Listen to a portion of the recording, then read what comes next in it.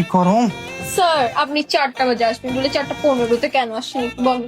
Jam ছিল, আর তুমি একটু বিহেভিয়ার ঠিক কর, বুঝছো? তোমার বিহেভিয়ারের সমস্যা আছে। আপনি তো আমার মনের অবস্থাটা একটু বুঝেন না। আমার মনে যে জাম লেগে গেছে আপনি না আসাতে, আমি যে কত কষ্ট পাইছি। সবাই যেরকম ওদের ভালোবাসার মানুষের জন্য অপেক্ষা করে, আমিও তো করি আপনার জন্য। তুমি একটু ভালো হয়ে যাও, বুঝছো? তুমি স্যার কালকে যে আপনাকে বেতন দিয়েছিলাম ওটা পাইছিলেন? বেতন? হ্যাঁ পাইছি তো।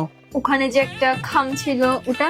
ও খাম, এই এটা নিয়ে তোমার আব্বুর সাথে আমার বসতে হবে। তুমি দিন দিন অনেক খারাপ হয়ে যাচ্ছ।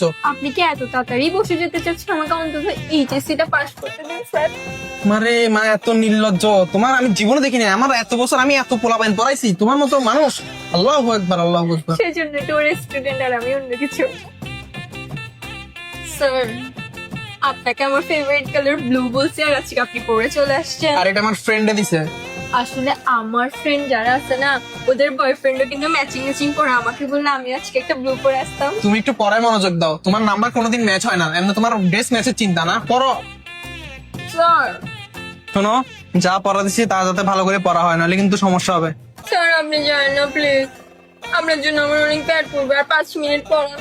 তোমার আসলে সমস্যা আছে, বুঝছো? তোমাকে এসএসসি পরীক্ষা না দিয়ে তোমাকে বিয়ে করে দিলে ভালো হতো। স্যার আমি তো রাজি আপনার সাথে। তুমি ভাই তোমার